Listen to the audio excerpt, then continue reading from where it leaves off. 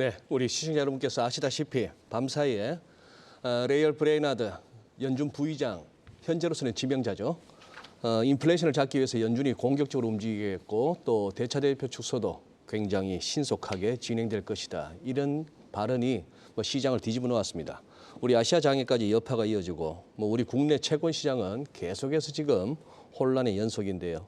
이분 모시고 한번 짚어봐야 되겠죠. 국내 패드워치 중에 그야말로 탑 클래스에 있습니다. 신한은행 오건영 부부장 나와 계십니다. 안녕하세요, 부부장님. 네, 안녕하세요.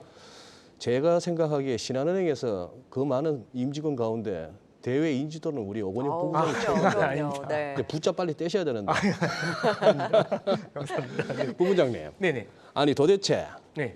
이 라일 브레이나드 네. 뭐라 했으며 네네. 시장은 어디에 주목했길래 지금 이 난리가 이어지는 거죠? 일단 첫 번째는 라일 브라이나드 같은 경우는 앞서서 이제 소개를 해주신 것처럼 부의장 후보가 되신 네. 거죠. 지명자. 근데 이분이 이제 아무래도 연준 내에서도 그렇고 사실 이제 그 민주당 쪽으로 해가지고 사실상 복심과 같다고 해서 파월하고 마지막까지 경합을 벌였었던 맞아요. 그런 사람입니다.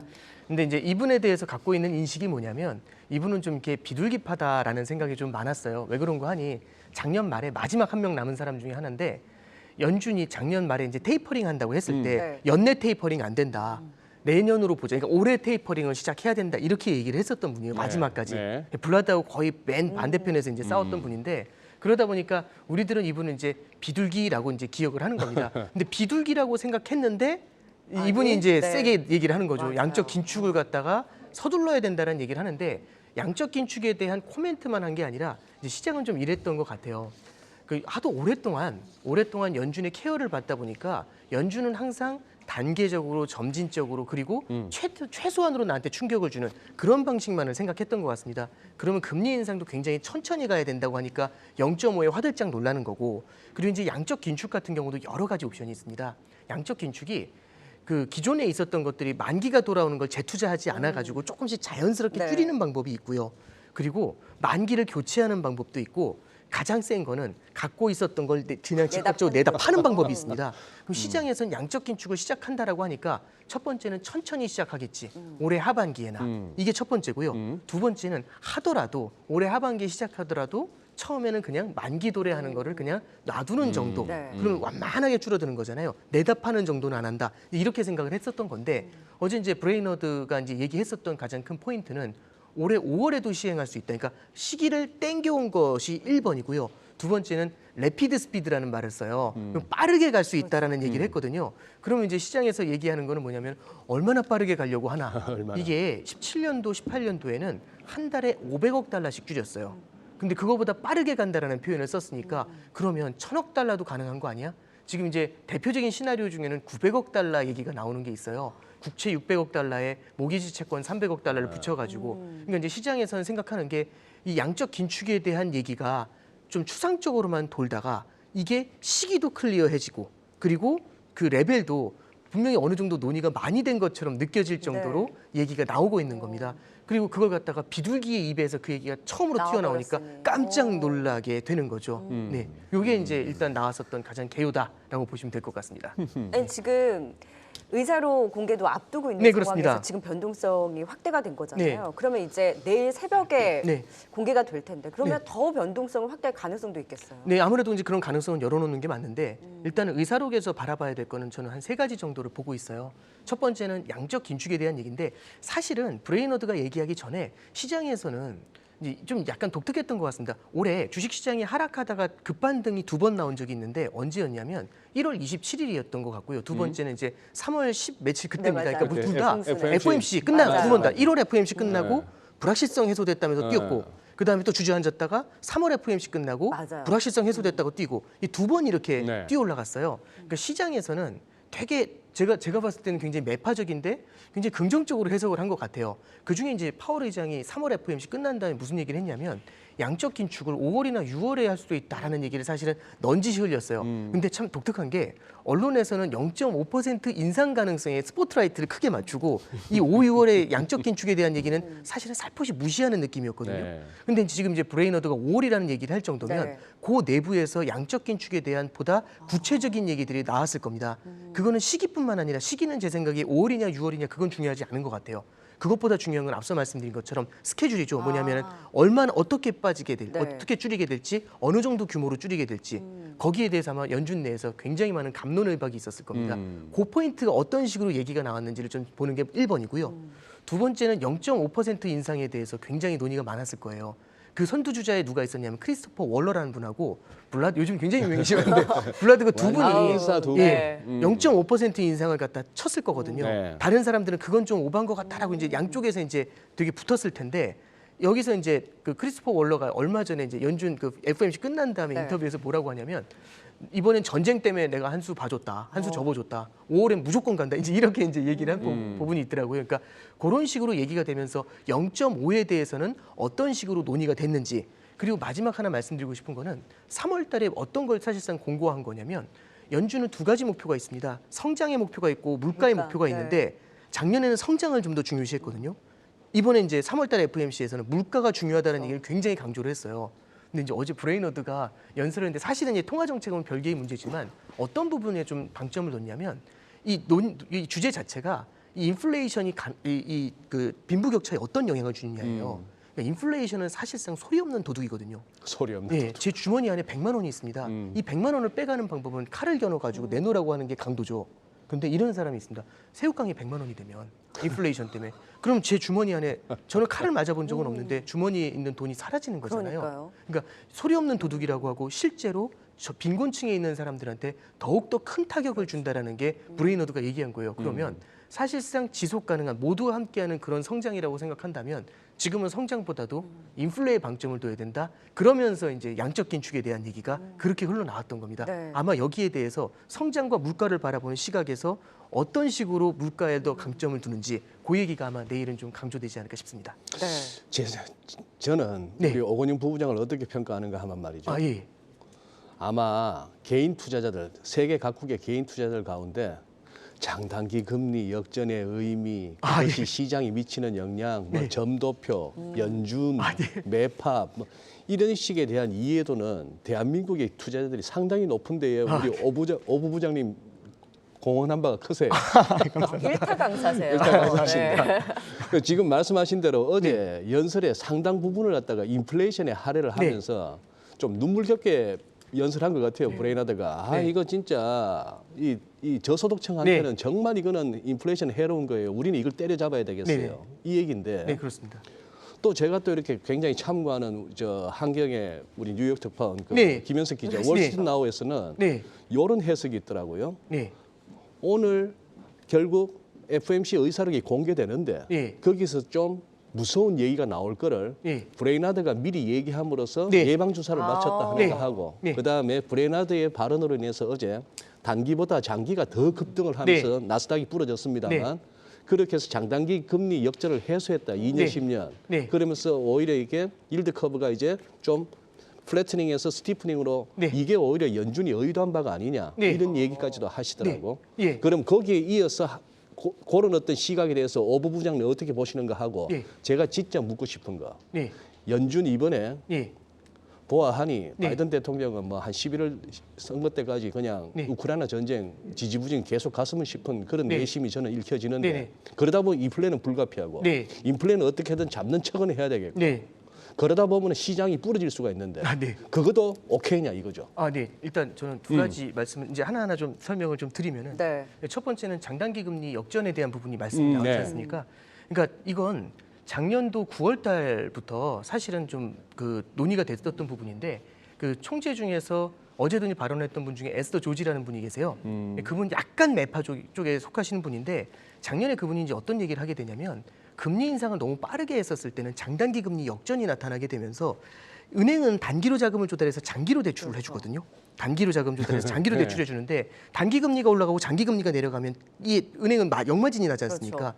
물론 투자은행들은 지금 이런 구조는 아니지만 미국에 있는 중소형은행이나 지방은행들 같은 경우는 아직도 이 구조라는 거죠. 그러면 지방에 있는 은행들은 굉장히 충격을 타격이 받을 크죠. 수 있다. 그럼 오히려 실물 경제에다가 돈을 뿌려줘야 되는 은행들이 어려워질 수 있잖아요. 그래서 이 장단기 금리 역전이 나타날 수 있으니까 그 에스더 조지가 했던 얘기는 그러면 금리 인상 속도를 천천히 가져가면서 이 금리가 역전될 수 있으니까 장기 금리를 천천히 같이 끌어올리기 위해서 양적 긴축을 같이 병행해줘야 된다라는 표현을 썼었어요.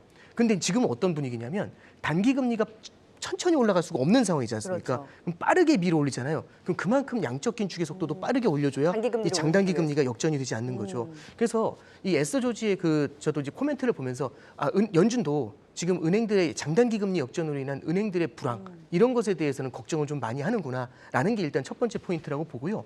저는 이제 두 번째 이제 인플레이션에 대한 질문, 이제 시장하고 관련돼서 이제 인플레이션에 대한 질문을 좀 해주셨는데 그 시장 상황하고요. 그러니까 주식 시장이 튼튼한지하고 실물 경제가 튼튼한지는 조금은 좀 다른 문제가 될 수도 있다라고 네. 생각을 합니다. 그리고 이제 두 번째는 연준 같은 경우는 주식 시장에 포커스를 둔다기보다는 실물 경제가 어느 정도 탄탄한지 고용이 최소한의 충격을 받으면서도 물가를 잡을 수 있는 걸 타겟팅을 하는데 저는 지난주 말에 고용 지표 발표된 게 네. 굉장히 의미가 있었다라고 생각을 해요. 고용 지표가 예상했던 것보다 살짝 좀 미스하긴 했지만 그래도 실업률이 더 낮아졌거든요. 맞아요. 3.6%로 낮아졌는데 저는 그냥 그 자체로 바라볼 게 아니라 여기서 제가 이제 관전 포인트는 뭐였냐면 3월 달의 고용 지표입니다. 2월 24일 날 러시아 우크라이나 전쟁이 터진 거거든요. 그러면 러시아 우크라이나 전쟁 터진 다음에 이 앞이 깜깜한 거죠. 어느 정도 영향을 줄까? 누가 그걸 알겠습니까? 네. 아무도 몰랐던 네. 거거든요. 그러면 그걸 갖다 속보로 바로 알 수 있었던 게 3월 달의 고용 지표였던 거죠. 어허. 근데 3월 고용 지표가 탄탄하게 나왔어요. 그러면 이제 여기서 이제 어떤 주장이 가능한 거냐면 봐라. 유럽 같은 경우는 경기의 타격을 강하게 받지만 우리 미국이 받는 타격은 괜찮다. 상대적으로 제한적이다. 근데 3월 달 FOMC에서 0.5를 못 올린 이유에 대해서 아까 얘기할 때 전쟁에 대한 불확실성 때문에 어느 정도 충격일지 모르니까 여기다 0.5 올리는 건 아닌 것 같아. 이렇게 해서 블라드하고 월러가 밀린 거거든요. 근데 이제 이쪽에 할 확인되네요. 말이 생긴 거죠. 3월 달 고용 지표 음. 보셨습니까? 이렇게 얘기하면 오히려 이제 반대쪽이 이렇게 되잖아요. 그러면은 5월 달, 6월 달에 빅샷을 빅스텝을 간다라는 게 가능해질 수 있습니다. 그러면 빅스텝을 가기 전에 항상 보는 게 뭐냐면은 저는 앞서서 말씀해 주신 것처럼 의사록 발표가 나오기 전에 이제 한번 흘렸다는 말씀, 예방 접종을 네. 해줬다는 말씀 하셨잖아요. 지금 연준에서도 계속 빅스텝에 대해서 비둘기들이 나와서 흘려주고 있거든요. 네. 맞아요. 시장의 간을 보는 겁니다. 주식 시장이 어느 정도 견딜 수 있는지 계속해서 지금 보고 있는 단계고요. 그렇게 크게 충격을 받지 않을 것 같으면 강하게 달려가는. 그래서 이제 험블앤 님블이라는 말이 나오는 이유가 지금 이제 괜찮은 것 같으니까 님블하게 가겠다라고 이제 생각하고 있는 것 같습니다. 그러면 지금 말씀해 주셨다시피 10년과 2년물이 역전됐다가 풀렸다가 이게 반복이 되고 있잖아요. 근데 지금 채권 시장에서는 경기 침체 이제 전조로 네. 읽고 있고 주식 시장에서도 지금 경기와 주식 시장 그 입장이 좀 다르다라고 하셨지만 주식 시장에서도 이번엔 다르다라고 보고 있잖아요. 굉장히 비관적인 시각과 긍정적인 네. 시각이 맞서고 있단 말이에요. 네네네. 이걸 그러면 어떻게 해석을 해야 되나요? 그러니까 이제 자산 가격의 측면에서는 주식시장이 바라보는 것 중에는 바이더 딥이 있습니다. 그러니까 주식시장에서는 작년 이제 2년 전으로 돌아가 보면 보통 경기가 좋아야 주가가 오르잖아요. 그렇죠. 근데 2년 전에는 경기가 안 좋았는데 주가가 급등을 했습니다. 오히려 그러니까 경기가 좋았을 때보다 더 세게 올랐거든요. 네. 그럼 어떤 로직을 타고 들어가서 오른 거냐면 경기가 안 좋아지니까 연준이 수렁에 빠진 걸 돈의 힘으로 끌어올린 거잖아요. 그럼 이제 이 결국에는 주식시장에 있는 참여자들 중에서는 유동성으로. 지금 제일 두려워하는 게 연준의 금리 인상 속도가 빨라지는 거지 않습니까? 장단기 금리가 역전이 됩니다. 저거 봐라. 그럼 세게 갈 수가 없다. 연준이 세게 갈 수가 없다. 그래서 지금도 이제 여러 가지 분석들을 보면 외신에 나와 있는 분석들을 보면은 연준이 지금은 이게 약간 좀 세게 나가는 거다. 좀 오버페이스로 말을 하는 건데 절대 이 정도까지 올리지 못한다. 이제 이런 얘기들을 하시는 네. 분들도 있어요. 그러니까 일리 있는 얘기 중에 하나인데 그럼 이제 그런 주장들의 이제 곁다리는 뭐가 있는 거냐면 주식시장에서는 성장이 둔화되는 것보다 유동성을 빨아들이는 게 더 무섭다는 거죠. 그렇죠. 그래서 이제 주식시장에서는 호재라고 이제 되게 역설적이지만 호재라고 하는 이유 중에 하나가 장단기 금리가 역전이 되고 불황이 찾아올 것 같으면 연준의 속도가 느려지게 되고 연준의 속도가 느려지게 되면은 유동성 파티가 조금 더 이어질 수 있는 거 아니야? 라는 이 로직에서 긍정적이라는 이제 표현을 쓰는 네. 건데 저는 이제 좀 이런 관점에서 좀 봤으면 좋겠어요. 장단기 금리 역전은 별로 좋은 시그널은 아닙니다. 그냥 이렇게 직관적으로만 해석을 해보면 단기 금리는 중앙은행의 정책을 반영합니다. 장기 금리는 실물 경제를 반영하거든요. 실물 경제의 금리가 2.5%인데 단기 금리가 이 실물 경제 장기 금리보다 위로 올라왔다는 얘기는 뭐냐면 실물 경제보다 연준의 스탠스가 더 강할 거라고 보고 있는 거죠. 이게 금리라는 게 올린다고 해서 바로 실물 경제가 주저하는 게 아니라 금리 인상이 난 다음에는 3, 4개월 정도, 5, 6개월 정도 시차를 두면서 실물 경제의 둔화를 부르는 경향들이 있습니다. 그러면 이제 과도하게 뜨거워졌었던 것들을 조금씩 식혀나가는 과정이 되겠죠. 네. 그런데 과도하게 뜨거워진 걸 식히는 정도가 아니라 조금 세게 시켜가지고 물가를 잡으려는 의지를 채권 시장은 바라보고 있는 거고요. 당연히 이런 것들은 금융시장의 투자의 환경에 있어서는 좋은 환경은 아닙니다. 그렇죠. 네. 그러다 보니까 이제 시장에서 바라보는 게 낙관론과 비관론이 존재하는 이유는 낙관론이라는 건 어디까지나 연준의 스탠스가 늦춰질 것이다라는 데 대한 기대감인 그렇죠. 거죠. 파티가 조금 더 이어질 거야. 이 기대감인 거고 채권 시장에서는 이거 불황 올 것 같은데 라는 그런 두려움들 이 두 가지가 교차하고 있는 거겠죠. 네. 지금 우리 오부 부장님 설명하시는 동안에 자막이 처리가 나갔습니다만 미국채 10년물이 하루에 5% 6% 오르고 네. 1개월 사이에 32% 가까이 오르고 네. 이건 지금 제정신이 아닌 거예요. 우리가 맨날 주식 얘기하고 종목 얘기만 해서 그런데 네. 이건 지금 판이 뒤집어진 겁니다. 네. 판이 뒤집어진 건데 이 와중에 이제 월가에서는 이제 강세론자와 약세론자가 네. 양쪽 다 짱짱한 논리와 어떤 그 설득력을 가지고 얘기를 하고 있어요. 네. 그리고 우리 오부 부장님 이렇게 주로 컨텐츠를 듣고 나면 저희 지인들도 그러지만 야 정말 머리가 꽉 차는 느낌이야. 공부 제대로 한 느낌이야. 지식 100 획득하죠. 네. 그러고 나서 늘 또 하는 말이 우리 또 하수들의 특징이긴 합니다만 그런데 오르는지 내리는지는 얘기 안 하더라. 네네. 이게 예, 저도 이제 하나 말씀을 드리면 저는 이제 매크로를 보는 사람입니다. 매크로를 보는 그러니까. 사람 입장에서는 예. 결국에는 환경을 말씀드리는 거거든요. 그렇죠. 저는 주식 전문가분들께서 나오셔서 펀더멘탈에 집중해야 된다라는 말씀하시는 거에 저는 굉장히 공감을 합니다. 왜냐하면 그러니까 예를 들어서 축구를 보더라도 브라질 같은 팀은 어웨이 가도 잘 이기잖아요. 워낙에 팀이 탄탄하고 실력이 있으니까. 예. 그러니까 저는 어웨이 경기가 될 것 같습니다. 약간 금융 환경이 어려울 것 같습니다라는 말씀을 드리는 거지. 그래서 이겨져. 여기에 대한 답을 명확하게 드리긴 어려운 게 제가 개별 기업의 펀더멘탈을 분석하는 그 스타일은 아니기 그렇죠. 때문에 네. 그래서 저는 이제 지금까지 이제 말씀드린 것처럼 경제 환경이 지난 2년 동안 겪어왔었던 그 환상적인 환경보다는 많이 좀 어려워지지 않을까. 그럼 우리가 제가 드릴 수 있는 조언은 우리가 생각할 건 두 가지입니다. 펀더멘탈이 있는 좋은 기업들 더 많이 공부하셔야 되고요. 그리고 어떻게 될지 어떤 악재가 터질지 알 수가 없는 러시아 우크라이나는 예측이 안 되지 않습니까? 예측 안 되죠. 이런 경우에는 포트폴리오를 좀 더 깔아놓는 그런 방법으로 좀 접근하는 게 좋지 않을까. 네. 그렇게 말씀드리고 봅니다. 근데 확률상으로는 낮아진 시장에 대한 대비를 무조건 좀 분명해야 네, 그렇겠죠. 된다라는 네네네. 부분을 좀 짚어주셨습니다. 사실 오늘 한국은행 금통위도 여쭤봐야 되고 여쭤볼 게 예. 많았는데 네네. 지금 시간 관계상 네네.